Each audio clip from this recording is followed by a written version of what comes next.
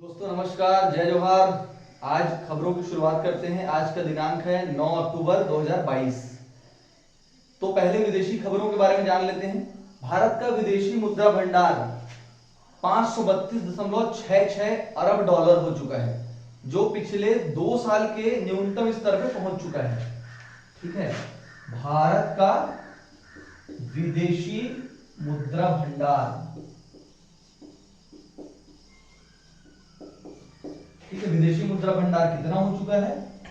532.66 अरब dollar है ना। Billion dollar मतलब अरब डॉलर वही आता है। तो 500, अच्छा मिलियन और बिलियन क्या होता है आप लोग को पता है?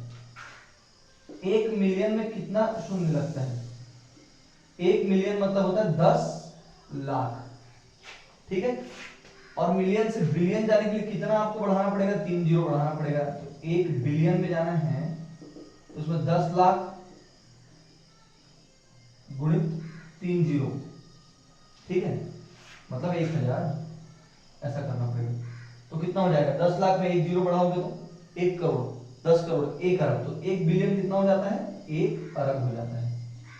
तो जो 532 अरब डॉलर है, ये 2 साल का न्यूनतम स्तर है विदेशी मुद्रा भंडार का।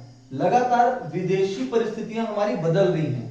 रूस यूक्रेन का विवाद है, तेल का संकट है, बहुत सारी चीजें हो रही हैं। ठीक है, दूसरी एक जो खबर है जिसको हम लोग कंटिन्यू फॉलो कर रहे हैं, ईरान में जो हिजाब विवाद है वो लगातार चल रहा है, लगातार आगे बढ़ रहा है। ठीक है, तो ईरान में एक छोटा सा विवाद शुरू हुआ हिजाब को लेके, और वो किस लड़की के बाद हुआ? Mahsa Amini. ठीक है, ये 22 साल की लड़की है महसा अमीनी, बहुत इंपॉर्टेंट नाम है। महसा अमीनी ने अपना एक फोटोग्राफ शेयर किया था सोशल मीडिया पर, जिसमें उसने हिजाब को थोड़ा सा उतार के अपना बाल दिखाया था। तो ये उसकी इसको कस्टडी में लिया गया ईरान में, और उसकी कस्टडी में डेथ हो गई, मर्डर कर दिया गया उसका। इसके विरोध में सारी महिलाएं जो है विरोध करने लगी, और अब ये महिलाओं का विश्वव्यापी आंदोलन बन गया है। तो ईरान का कुछ कुछ चीजें अपन याद रख लेते हैं, क्योंकि रोज न्यूज आ रही है। ईरान में क्या हुआ था? 1971 में क्रांति हुई थी। ठीक है, 1971 में क्या हुई थी? क्रांति हुई थी। क्रांति के पहले ईरान में शाह का शासन था। शाह का शासन था मतलब वहां के राजा जो थे वो क्या कहलाते थे? शाह कहलाते थे। और ईरान एक शिया राज्य है। कैसा राज्य है? शिया राज्य है। ठीक है, तो यहां पर शिया लोगों ने क्रांति कर दी 1971 में, क्योंकि ये जो शाह था ये पश्चिमी देशों का कठपुतली शासक था, और इसके द्वारा ईरान के पूरे तेल रिजर्व को पश्चिमी देशों को दे दिया जा रहा था। वहां की जनता ने इसका विरोध किया और 1971 का रिवॉल्यूशन हुआ। ठीक है, और 1971 की क्रांति के बाद यह बना रिवॉल्यूशनरी गार्ड। ठीक है, 1971 की क्रांति के बाद एक नेता उभर के आया, उसका नाम था आयातुल्ला खोमेनी। ठीक है, आयातुल्ला खोमेनी। इसी आयातुल्ला खोमेनी के नेतृत्व में ये क्रांति हुई थी, और इसने बाद में अपना शासन ईरान में स्थापित किया, और ईरान में फिर इनके हिसाब से शासन होने लगा, शिया लोगों की मान्यताओं के अनुसार शासन होने लगा, क्योंकि ये मौलवी टाइप का था आयतुल्ला खोमेनी। ठीक है, इसने अपने आप को बना लिया सुप्रीम कमांडर। ठीक है, सुप्रीम कमांडर बना लिया। तो भाई पहले शाह लोग के अगेंस्ट लोगों ने विद्रोह किया, क्रांति किया, फिर क्रांति का नेता कौन बना? आयतुल्ला खोमेनी, वो बन गया सुप्रीम कमांडर। अब क्या हुआ कि अब के समय में लोग राजा से भी मजबूत एक रिजीम को देख रहे हैं। हिस्ट्री अपने आप को दोहराती है, और वैसे ईरान में भी हुआ। वो लोग राजा से परेशान थे, उन्होंने क्रांति की। अब आने वाले समय में ऐसा एक शासन उभर के आ गया जो राजा से भी ज्यादा मजबूत है, जो जनता के बारे में परवाह करना बंद कर दिया। बदलते समय के साथ ईरान पीछे होता चला गया, क्योंकि ये लोग अपने आप को कट्टरपंथी बना लिए, अपने आप को कंजर्वेटिव बना लिए। ठीक है, आज के समय में क्या स्थिति है कि ईरान में हिजाब महिलाओं के लिए इतना कंपलसरी है कि एक 22 साल की लड़की अगर हिजाब उतार देती है तो उसके कस्टडी में हत्या कर दी जाती है। अब लोग इससे भी परेशान हो गए हैं, इसलिए ये महसा अमीनी का जो विवाद था, हिजाब विवाद था, ये अब ईरान में फिर से क्रांति का रूप ले रहा है। तो वर्तमान में ईरान का क्या स्थिति है भाई, तो वहां अभी भी एक सुप्रीम कमांडर है, इसका नाम है अयातुल्ला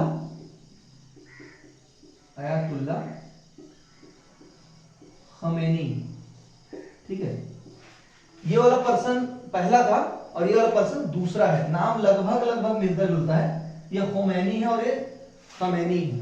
ठीक है, जैसे शुरू में हम कंफ्यूज होते थे ना, रूस और यूक्रेन का युद्ध हुआ था तो व्लादिमीर पुतिन और वोलोदिमीर जेलेंस्की, उस समय शुरू में कंफ्यूजन होता था, आजकल तो जेलेंस्की का नाम इतने बार सुन लिए हैं अब याद हो गया है। तो थोड़ा सा अयातुल्ला खोमैनी है ये और ये अयातुल्ला खमेनी है, ये नाम आ सकता है, इंपॉर्टेंट है, सुप्रीम कमांडर है ये।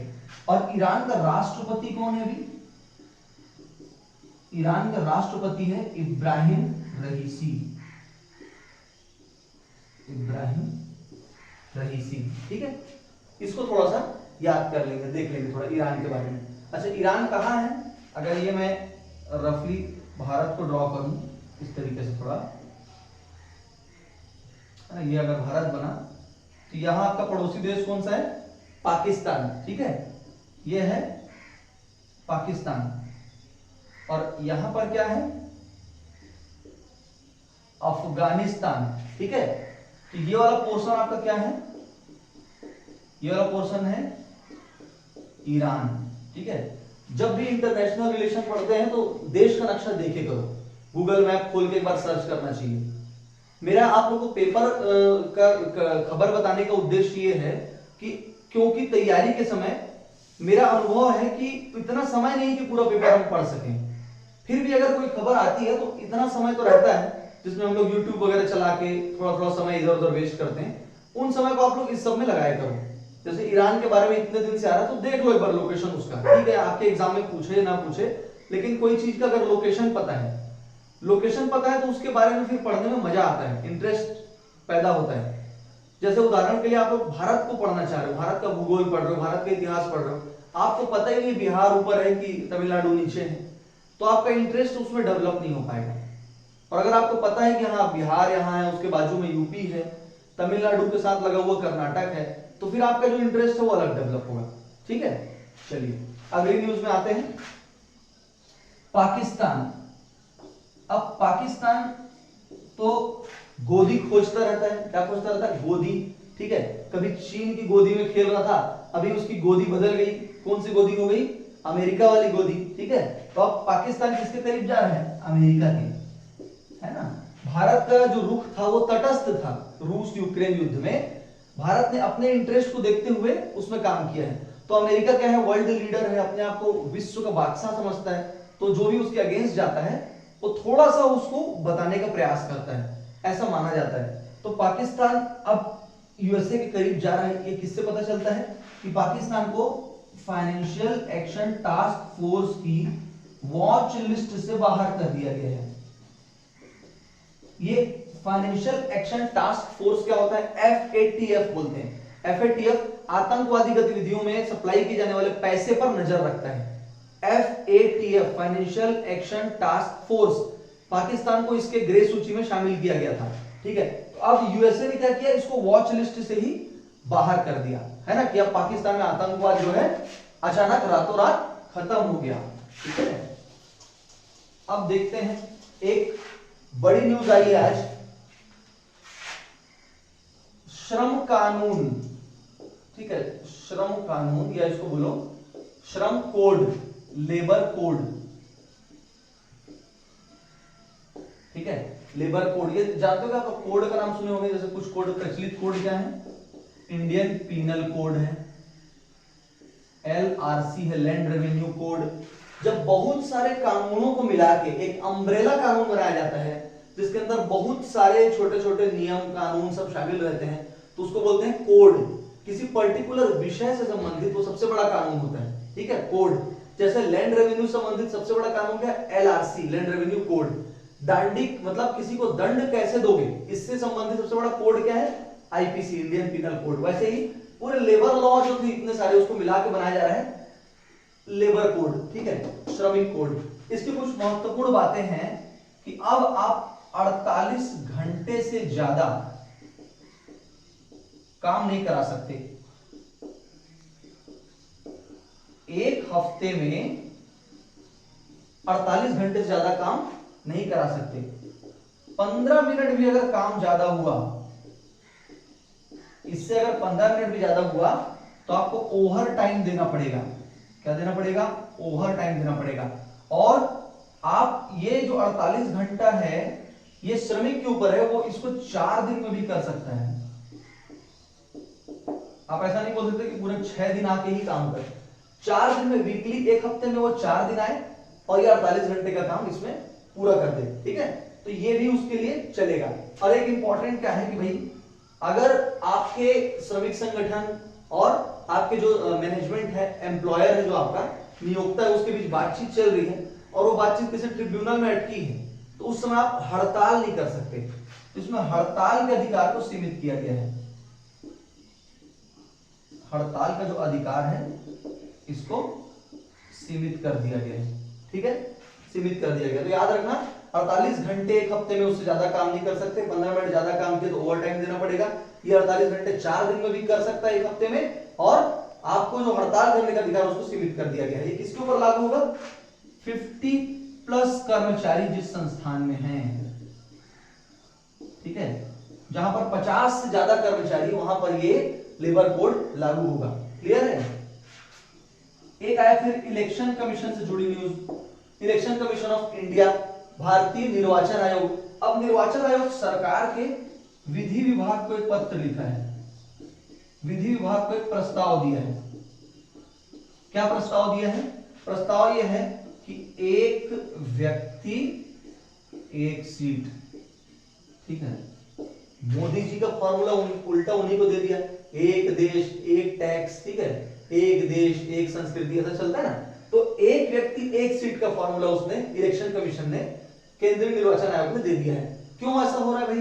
क्योंकि आजकल क्या होता है, जैसे लोकसभा का चुनाव हुआ तो एक व्यक्ति एक से अधिक सीट से लड़ लेता है। उदाहरण के लिए मोदी जी, हमारे प्रधानमंत्री, गुजरात से भी लड़े और वाराणसी, बनारस से भी लड़े। अब 2 सीट से लड़ेंगे, दोनों से जीत जाते हैं तो उनको दोनों में से एक सीट को छोड़ना पड़ता है। ऐसी स्थिति में चुनाव में हुआ पूरा खर्चा बर्बाद होता है। दोबारा आपको फिर उपचुनाव कराना पड़ता है, उसमें जो एक्सपेंस है वो लगता है। इसलिए चुनाव आयोग कहता है कि भाई एक व्यक्ति ज्यादा से ज्यादा कितनी सीट में लड़ पाए? एक सीट में। तो ये प्रावधान कहीं दिया हुआ है क्या कि एक व्यक्ति एक सीट में लड़ेगा कि एक से ज्यादा सीट में लड़ेगा? तो चुनाव आयोग का जो प्रावधान है संविधान में वो 324 में है। कितने, कौन सा अनुच्छेद में है? आर्टिकल 324 में चुनाव आयोग से संबंधित प्रावधान है। और चुनाव के संबंधी जो प्रावधान है, चुनाव के संबंधी नियम है, ये है आपका पीपल्स रिप्रेजेंटेशन एक्ट 1951, लोक प्रतिनिधित्व अधिनियम 1951, लिख लेना, बोल रहा हूं, लोक प्रतिनिधित्व अधिनियम 1951। इसकी धारा 33 है और एक है धारा 70, ठीक है।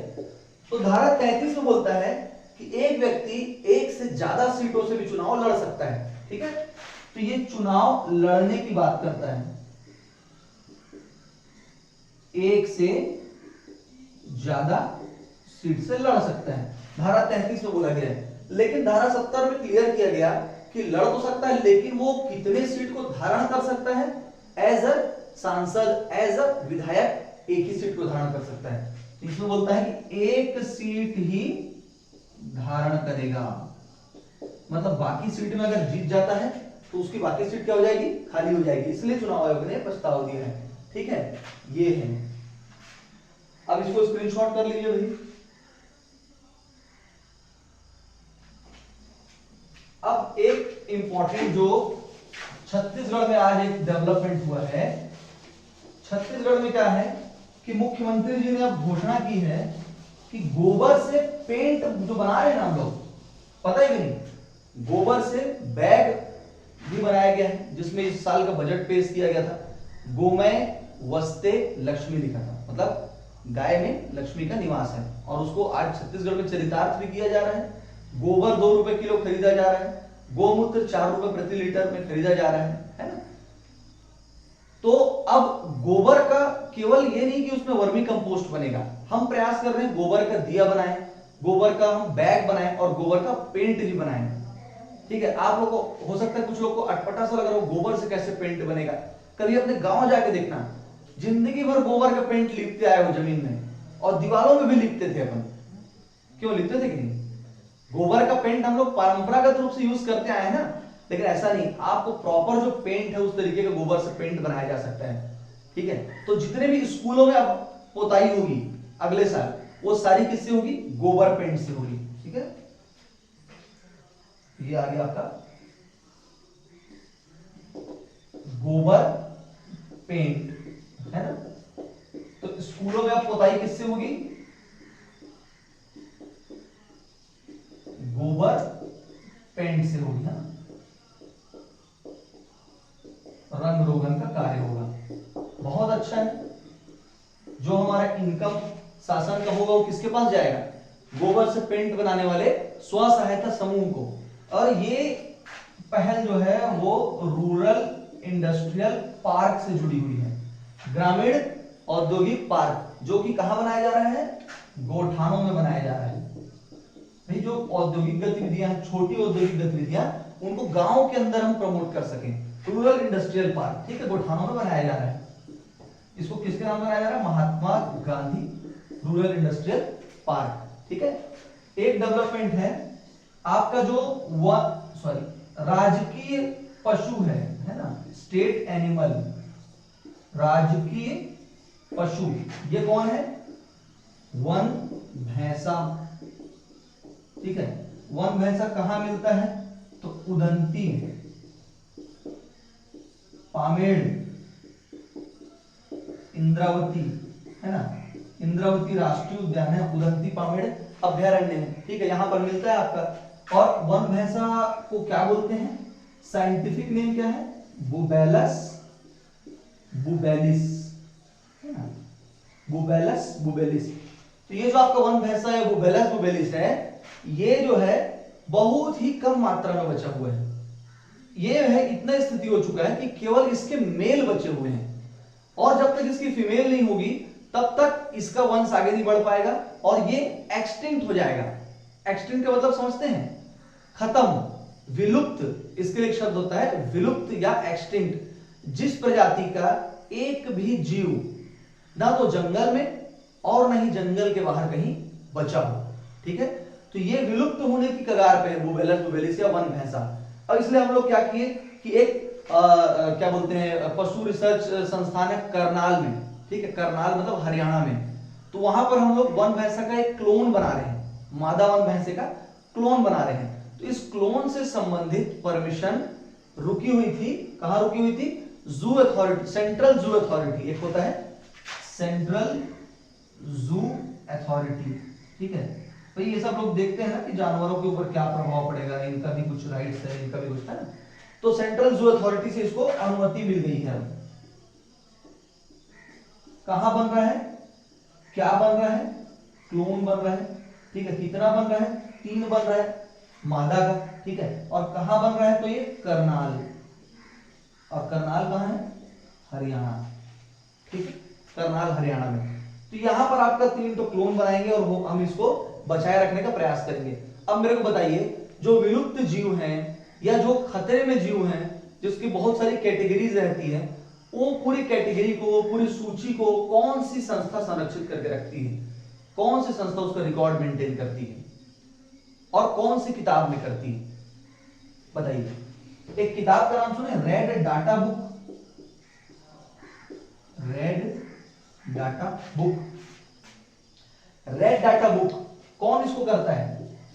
IUCN, इसको याद रखेंगे ना, रेड डाटा बुक। ठीक है, लाल किताब है रेड डाटा बुक। तो डेंजरस चीजों को रखेगा, जो एनिमल एंडेंजर्ड है, क्रिटिकली एंडेंजर्ड है, या जो विलुप्त हो चुके हैं, ऐसे लोगों की सूची रेड डाटा बुक के अंतर्गत IUCN रखता है। और इसमें कुल कितनी कैटेगरीज हैं? 9 कैटेगरीज हैं। कितनी कैटेगरीज हैं? 9 कैटेगरीज हैं। ठीक है, तो ये राजकीय पशु वन भैंसा संबंधित है, इसको याद रखेंगे, है ना। एक है आपका स्पोर्ट्स रिलेटेड न्यूज को मिटा देता हूं।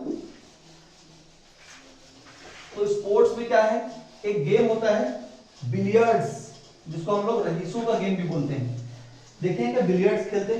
पुरानी पिक्चरों में अंग्रेजों को दिखाता था, या बड़े बड़े जो जमींदार साहब रहते थे वो लोग बिलियर्ड्स खेलते रहते थे।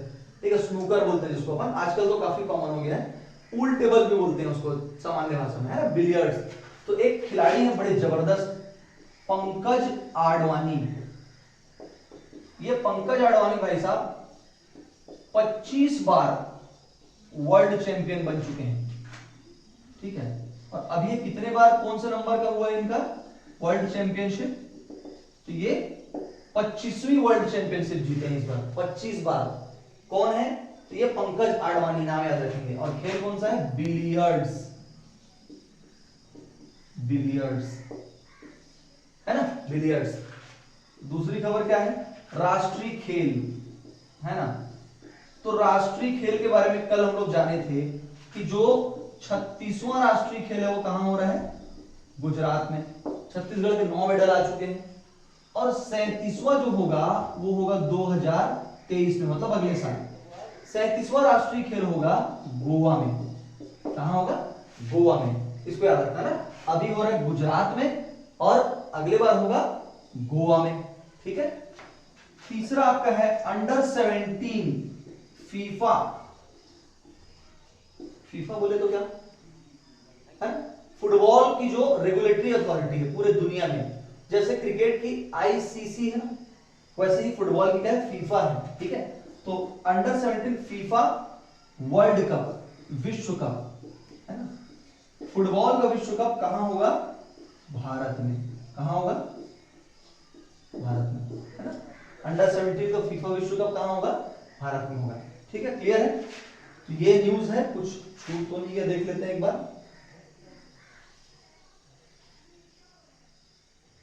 ठीक है, चलिए एक छोटा सा न्यूज यहाँ पे और है छत्तीसगढ़ में, कि छत्तीसगढ़ में चक्रवात से वर्षा हो रही है। ऐसा कोई न्यूज नहीं है जो एग्जाम में पूछे, लेकिन इसके बारे में जानना चाहिए। चक्रवात से वर्षा हो रही है। जो चक्रवात कहां बनता है? बंगाल की खाड़ी में। बंगाल की खाड़ी में, है ना। तो बंगाल की खाड़ी कहां है भाई? ये भारत बना रहा हूं मैं सांकेतिक रूप से। इधर वाला जो समुद्र है वो कहलाता है बंगाल की खाड़ी, और यहां वाला जो समुद्र है क्या कहलाता है?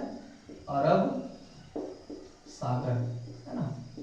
तो मानसूनी हवाएं जब चलती है ना, छत्तीसगढ़ आपका लगभग यहां पर है, तो मानसूनी हवाएं जब चलती है तो अरब सागर से पानी लेके भारत में जाती है, और कुछ हवाएं बंगाल की खाड़ी से ऐसा पानी लेके जाती है ना। दक्षिण पश्चिम मानसूनी हवाएं चलती है, दक्षिण पश्चिम मानसूनी हवाएं। ठीक है, तो ये पानी लेके चलती है। तो पूरे भारत में ज्यादा पानी गिरता है अरब सागर की शाखा से। कौन सी शाखा से? अरब सागर की शाखा से। लेकिन छत्तीसगढ़ में ज्यादा पानी गिरता है बंगाल की खाड़ी शाखा से। कहां से गिरता है? बंगाल की खाड़ी शाखा से। बहुत बार पूछा जाने वाला प्रश्न है, इसको याद रखिएगा। ठीक है, चलिए अब करंट अफेयर्स को यहाँ पे खत्म करते हैं। Thank you.